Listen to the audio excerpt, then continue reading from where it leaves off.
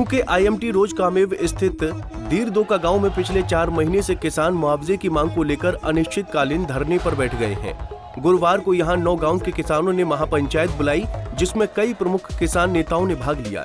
इस दौरान महापंचायत में जिला प्रशासन की ओर से नूह SDM विशाल, DSP सुरेंद्र सिंह सहित HSII-DC के अधिकारी भी मौके पर पहुंचे।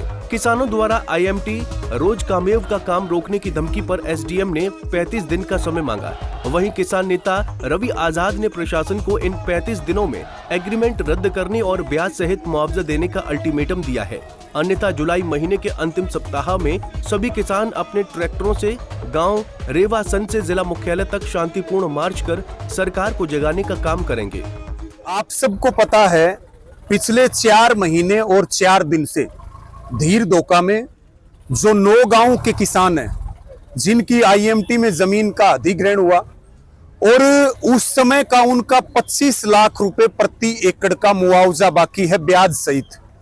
उसके बाद एक एग्रीमेंट यहाँ के किसानों से करवा लिया गया, जिससे उनके कोर्ट के दरवाजे बंद हो गए। एक देश में 2 कानून। हरियाणा में ऐसा पहले हमने कभी नहीं सुना कि ऐसे एग्रीमेंट करवाए गए हों।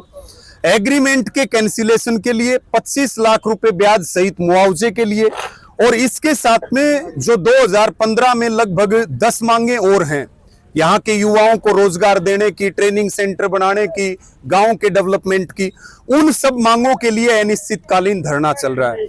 यहाँ कई बार महापंचायतें हुई हैं, कई बार अल्टीमेटम दिए गए हैं। आज एक निर्णायक महापंचायत रखी गई थी कि सरकार अगर हमारी मांगों को नहीं मानती है तो हम IMT में चल रहे सरकारी काम को रोकेंगे।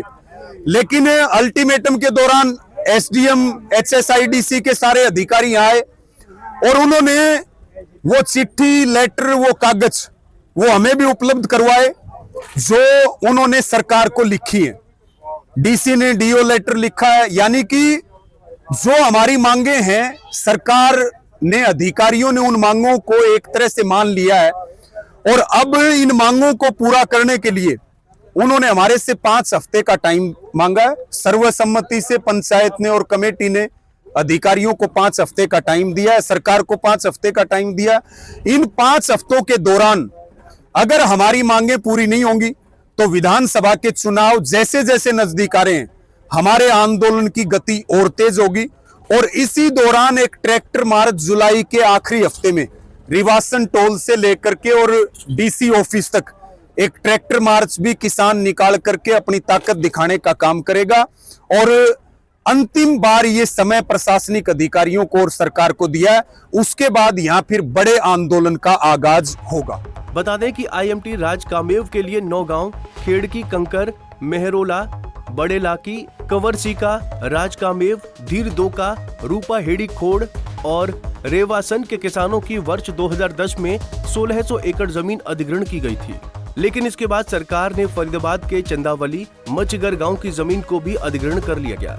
वहां के किसानों ने कोर्ट में याचिका दायर कर अपनी जमीन को सस्ते दामों में सरकार पर लेने का आरोप लगाकर मुआवजा बढ़ाने की मांग की थी, जिस पर कोर्ट ने किसानों को प्रति एकड़ 2 करोड़ की राशि देने के आदेश दिए थे। पहले भी ये लोग काफी समय से धरना दे रहे हैं। इनकी उपायुक्त महोदय के साथ मीटिंग करवाई गई थी। डी साहब के आदेश पे उस मीटिंग के अंदर जो जो निर्णय हुए उन सब पे कार्रवाई करने का मैंने पूरी पंचायत को भरोसा दिलाया कि जो भी नियम के अनुसार जो भी बेस्ट पॉसिबल इनके लिए सॉल्यूशन निकलेगा, चाहे वो विकास कार्यों की बात हो, चाहे उनकी पुरानी कुछ अन्य मांगों की बात हो, वो सब करवाएंगे। और डी साहब ने ऑलरेडी सरकार को एक पत्राचार भी किया और सरकार से अनुरोध भी किया। और मैंने यहाँ पर आकर इनको यही आश्वासन दिया है प्रशासन की तरफ से कि हमें समय दिया जाए, हम सरकार के स्तर पे बात करेंगे, क्योंकि कुछ चीज़ें ऐसी होती हैं जो हमारे लेवल पर नहीं हो सकती।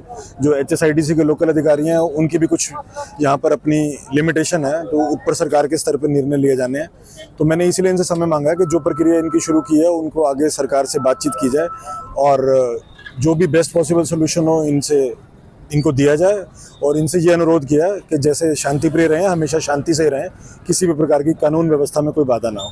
काफी को लेकर सर क्या सोचते हैं? देखिए, जैसे मैंने आपको बताया कि हर चीज़ मेरे लेवल पे या उपायुक्त महोदय के लेवल पे नहीं की जाती, वो कुछ सरकार के स्तर पे हैं, क्योंकि बीच में फाइनेंशियल चीज़ें भी इन्वॉल्व हैं, ग्रांट्स भी इन्वॉल्व हैं, बोर्ड की मीटिंग्स हैं, बहुत सारी हमारी एक सरकार की जो सेट की हुई प्रोसीजर है, एक जो प्रक्रिया उसको निभाना है।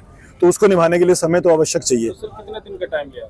अभी मैंने इनसे 5 से 6 हफ्ते की अनुरोध किया है और जो भी स्थिति होगी इनको बीच बीच में अपडेट करते रहेंगे। जो भी हमारे को कोई समस्या आएगी, कोई बात होगी, इनसे बातचीत करनी होगी, कुछ पत्राचार करना होगा, जो भी करना होगा, जो क्योंकि सरकारी प्रक्रिया में सारी चीजें होती हैं। तो मेरा पहले किसानों का ऐलान था कि नहीं, हम तो सरकार के जो हैं अधिकारी हैं और जो हमारी ड्यूटी है, जो हमारी ड्यूटी का पार्ट है कि शांति बनाए रखें, कोई इस प्रकार से काम इत्यादि ना रोका जाए।